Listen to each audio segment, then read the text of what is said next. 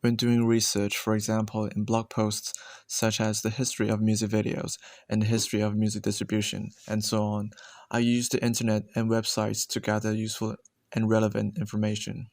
I often use the website I often use websites like Wikipedia because it provides detailed information and they are more accurate and reliable than other websites. It is a good starting point to understand a new topic, but sometimes I would gather information from slideshare.com where there's some research already done and published by teachers and students. After doing enough research online, I will use the Microsoft software Word to type up the content. I would type in what I think is useful and relevant to the research topic, and sometimes include my own thoughts. I also included relevant images to make the content clearer and more visual. I would use Google to research for the images that I wanted and downloaded them onto my laptop. After this, I used a website called Weebly, which is the site that I use to create my media studies blog website to add new blog content, such as research and planning. I usually put what I wrote in Word directly on the website and then add the images that I've downloaded from Google. Creating a blogging website using Weebly was very easy. I just went on the website, created a new account, and started building my own website without any professional knowledge required. It is simple, but it also allows you to make changes that makes your website special and personalized. For example, I could use images on my laptop as the background, and I was able to structure each page in my own way.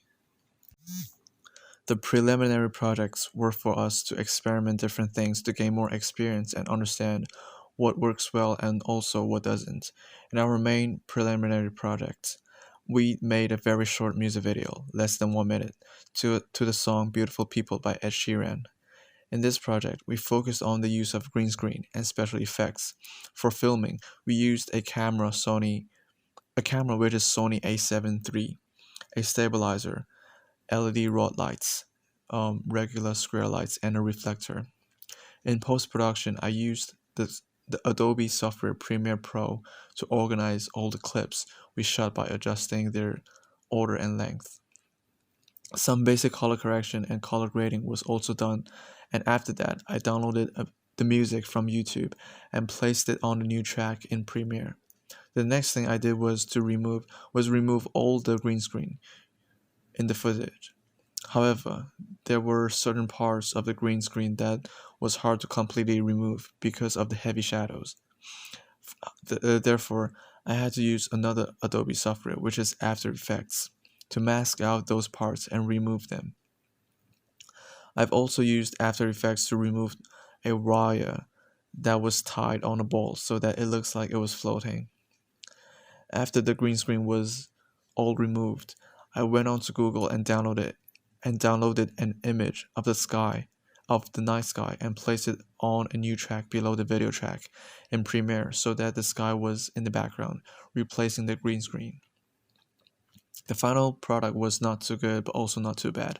I was aiming to make the special effects look more realistic, but we got a similar look like the music video I Don't Care by Ed Sheeran and Justin Bieber, where they deliberately used poor green screen and special effects to match the theme I Don't Care. We discovered that using green screen requires a lot of skills and experience. I've also improved my skills in using Premiere and After Effects throughout this project. We scanned our storyboard using the software Cam Scanner and Procreate and made a digital copy so that we could edit it and put it on our blogs. Our mind map was drawn by Charlie using his iPad, his Apple Pencil, and Procreate.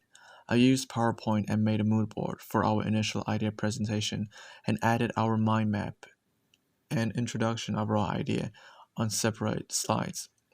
We used the PowerPoint to present our idea to the class. When we were when we were searching for filming locations, we used a Chinese search engine called Baidu and an app called Airbnb, which is a platform where people can rent homestays or flats. Fortunately, we found a good place and booked it on the app.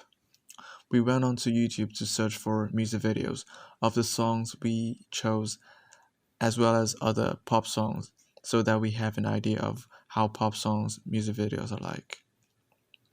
One scene of the music video Stay With Me by Sam Smith gave us some inspiration of the color grading style that we want for our own music video to have.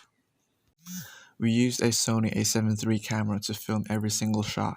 Our filming took place in many different places with different brightness in each one. When filming outdoors, we had to lower the ISO but try our best to keep the aperture wide enough so that we could get enough depth of field and therefore make the shots look more cinematic. In order to get smooth and stable footage, we used a stabilizer in most of the shots, especially in the shots that required the cameraman, which is Charlie, to move with the object or actor. As we would be using slow motion in post production, we shot the clips in a higher frame rate, which is 50 frames per second.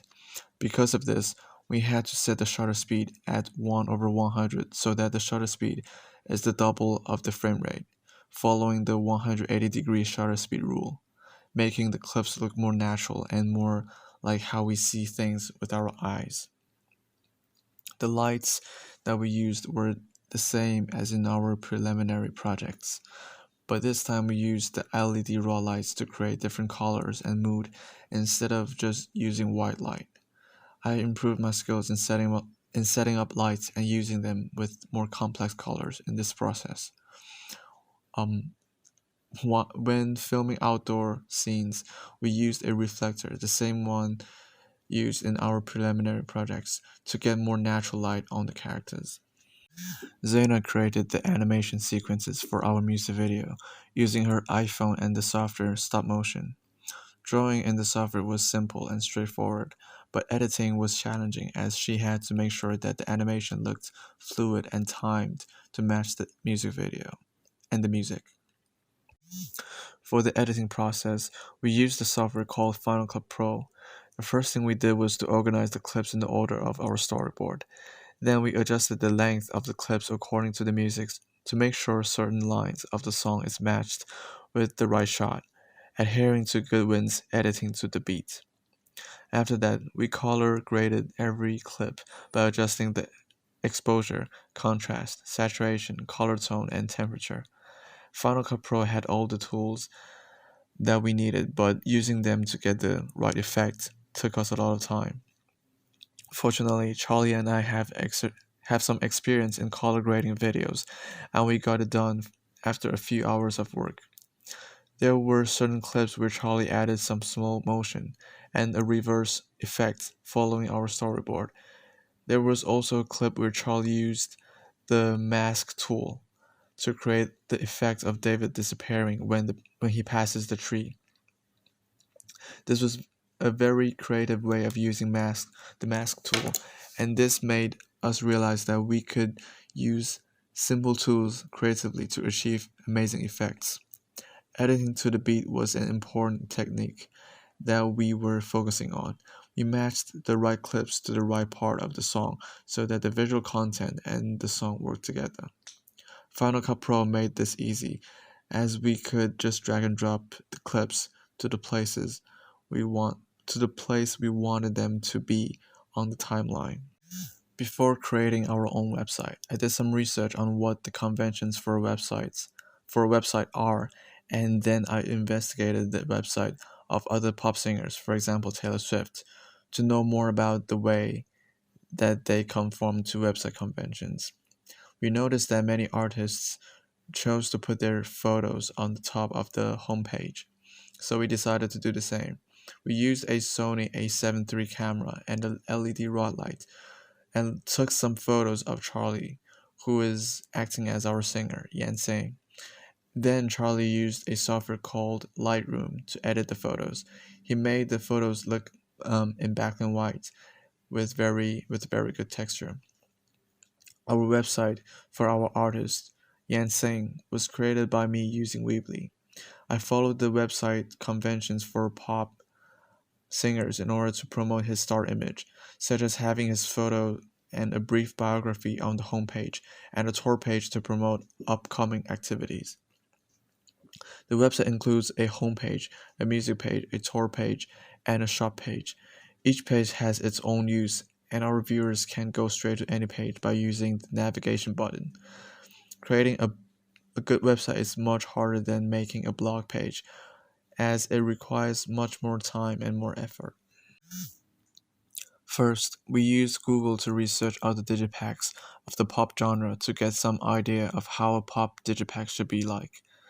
Then we followed the typical convention of pop digipacks and used Adobe Photoshop CC to create the covers for the digipack as well as the disc. I was responsible for creating the back cover of our digipack. I used one of the photos that we shot and edited and imported into Adobe Photoshop CC. Then I made sure the scale of the cover is right and added a checklist, distribution copyright information, and a barcode. I also added a couple of logos that I downloaded from Google, which are not used by real companies, to represent record labels that Yansing cooperated with. Finally, I adjusted the fonts so that it matches with the front and inside left cover. I used the Microsoft software, Word, to write up the script to answer each question.